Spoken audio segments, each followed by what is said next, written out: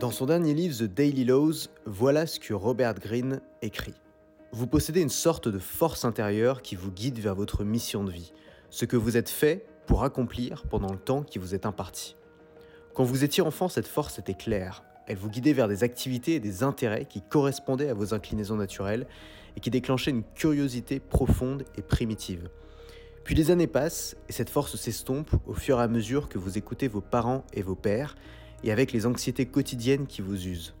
C'est peut-être la source de votre tristesse, le manque de connexion qui vous reste entre vous et ce qui vous rend unique. Le premier pas vers la maîtrise se fait toujours vers l'intérieur. Apprendre qui vous êtes vraiment et vous reconnecter à cette force. En la reconnaissant clairement, vous finirez par trouver la carrière qui vous correspond et tout le reste se mettra en place. Là, je suis à Venise pour 3 jours et ça m'a inspiré une réflexion.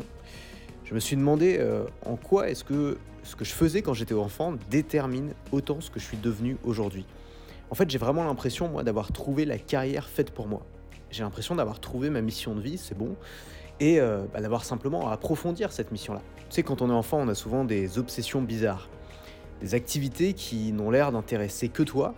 Ça peut être fabriquer des trucs, faire voler des avions, regarder les étoiles, rassurer ses amis, écrire, faire du commerce dans la cour de récré, n'importe quoi.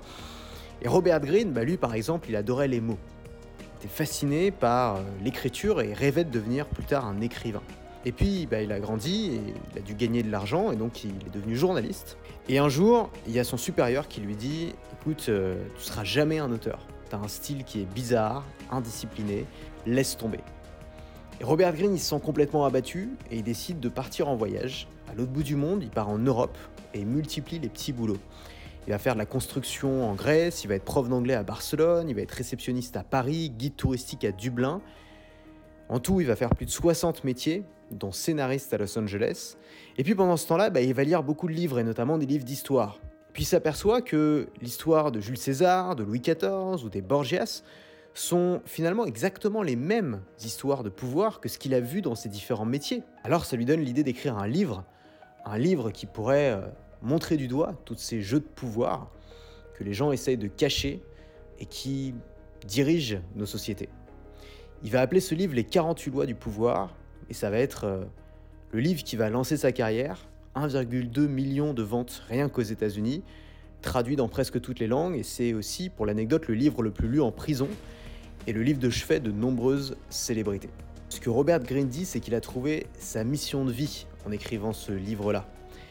Il a retrouvé la force qu'il poussait à écrire quand il était enfant, il a reconnecté avec elle, il a reconnecté les points.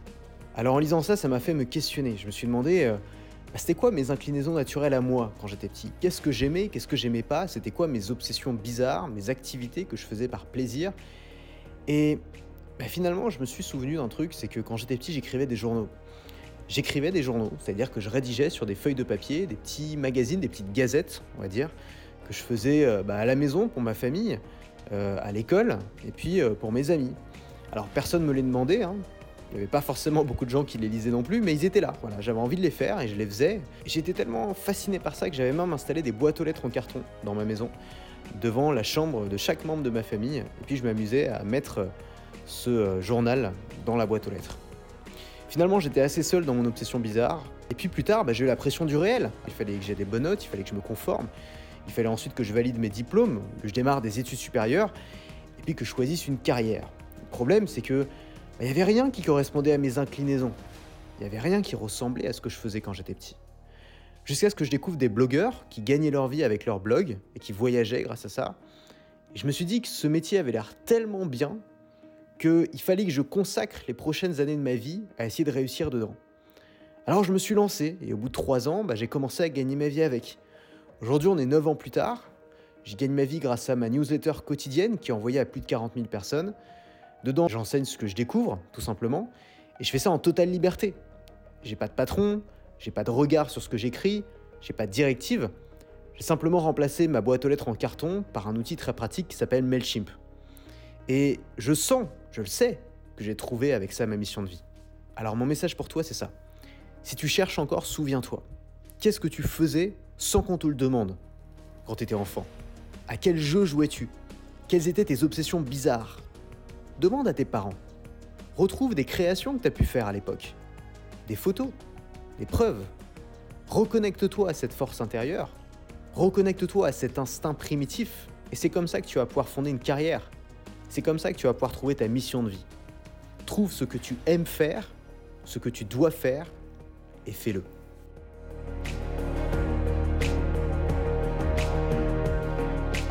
Voilà, c'est la fin de mon voyage à Venise. J'espère que cette vidéo t'a plu. J'ai essayé un nouveau format, j'appelle ça l'audio vlog.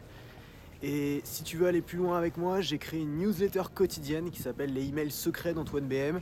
C'est un mail par jour avec des messages forts, impactants pour t'aider à te réaliser, à construire ton activité sur internet, à prendre ta liberté.